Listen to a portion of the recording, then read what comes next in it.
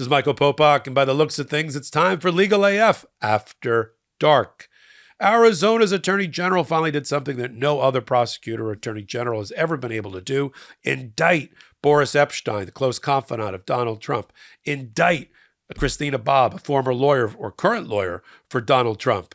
Indict again a number of other people like Mark Meadows, Mike Roman, John Eastman, who are all involved, and Jenna Ellis, all involved with the criminal conspiracy led by Donald Trump to stop the peaceful transfer of power and to interfere with the votes of the people of the state of Arizona. They're not the only attorney general looking at indicting people like Donald Trump and others. And why wasn't Donald Trump indicted this time? And does that mean he's out of the woods for a future indictment?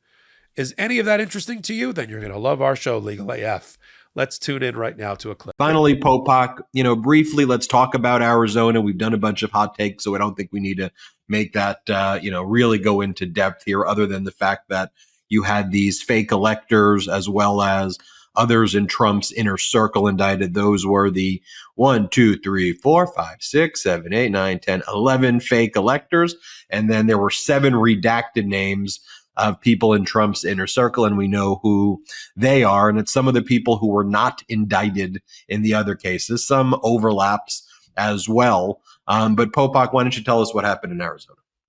Yeah, you and I did a very quick breaking hot take. I jumped into the parking lot of a restaurant. We like doing that, cabs, restaurants, whatever we do. When news hits, we got to jump on it. But there's some new information and confirmation now that I got my hands on the actual indictment.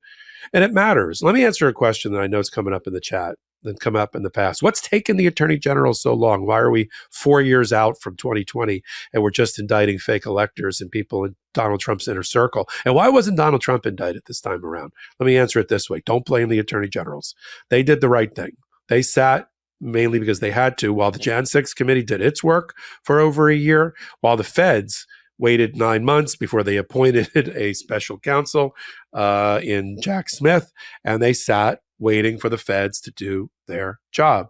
When then the feds did their job and indicted, it was sort of a narrow indictment of Donald Trump alone on 4 counts with a bunch of unindicted co-conspirators in Jack Smith's case, some of which overlap with now the indicted co-conspirators in Arizona.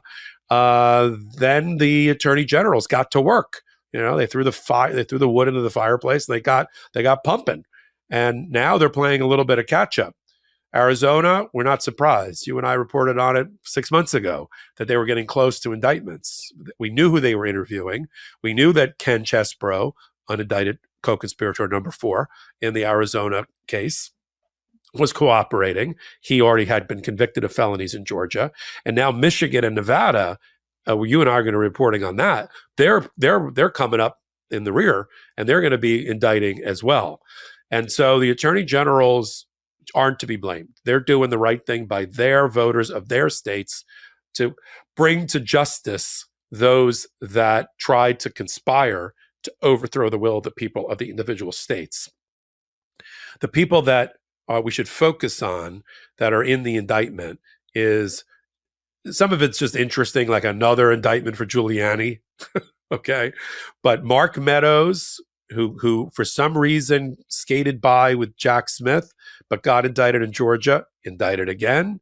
And people that I want to focus on for just a second that have skated by the skin of their teeth until now, much to my chagrin, finally got indicted. Boris Epshteyn. I've been saying for the last year, how has this guy who's been the insider consigliere for Donald Trump, who shows up at his arraignments, who ran the fake elector scheme on behalf of the campaign, along with Mike Roman, and is currently Donald Trump's inside lawyer, who brought in Todd Blanche just to wrap our show together in one big loop from the beginning segment in New York. How has it been avoided so far that he has avoided being indicted? Well, he can't claim that any longer. Co-conspirator number, unindicted co-conspirator number, I can't even remember, in Jack Smith's case. Boris Epshteyn is indicted here. Christina Bobb, She's been skating by under the radar for so long that she had time to be involved with another criminal act down in Mar-a-Lago, where she was the lawyer that signed the now infamous folder that said, we looked everywhere, we could only find 38 pages of classified documents in Mar-a-Lago. Thank you, Christina Bob. She had time to have a career on Newsmax and everything. She's now indicted, along with Jenna Ellis, who, got a misdemeanor indictment and conviction in Georgia. So there's a little bit of an overlap with Georgia, which is a much more sprawling investigation, and an overlap with some unindicted co-conspirators in the DC election interference case. But now Boris Epshteyn, branded, indicted co-conspirator, along with Christina Bob. But Chesbrough, keep an eye on Chesbrough. We know that he's unindicted co-conspirator number 4. It's obvious the way it's listed in the indictment. We know he cooperated with Michigan and Nevada as well, although he had some weird wobbly moments where some of what he said didn't seem to be exactly true. We'll see how that plays out. But unindicted co-conspirator number 1 is Trump. So to answer the question, why? I think we did it during the week when we broke the story, and I agreed with you, which is, she's got 6 or 7 years to bring that indictment against him. Flip a couple of these people. Ken Chesbrough, also not out of the woods yet.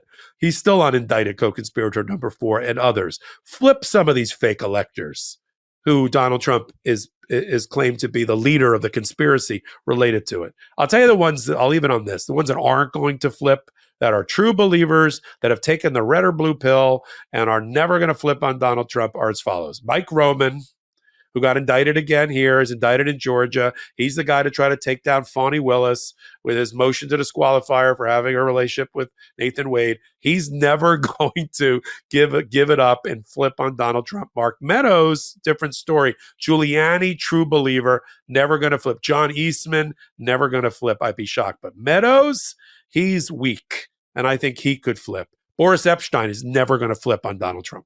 So there's a couple in there that Jenna Ellis is going to, if she hasn't already flipped by the time we recorded this, I'd be shocked. She's ready to flip.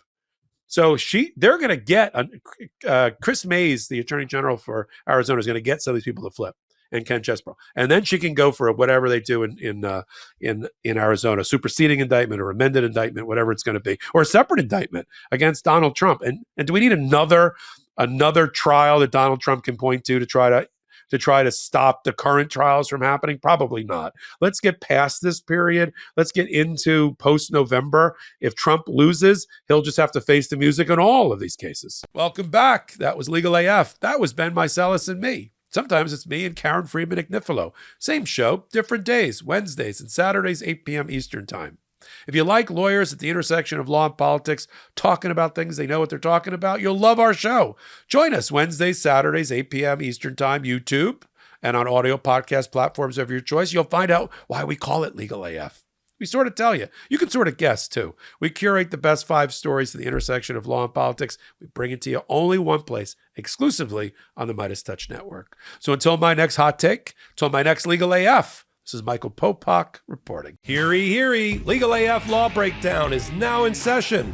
Go beyond the headlines and get a deep dive into the important legal concepts you need to know and we discuss every day on Legal AF. Exclusive content you won't find anywhere else, all for the price of a couple of cups of coffee. Join us at patreon.com/legalaf. That's patreon.com/legalaf.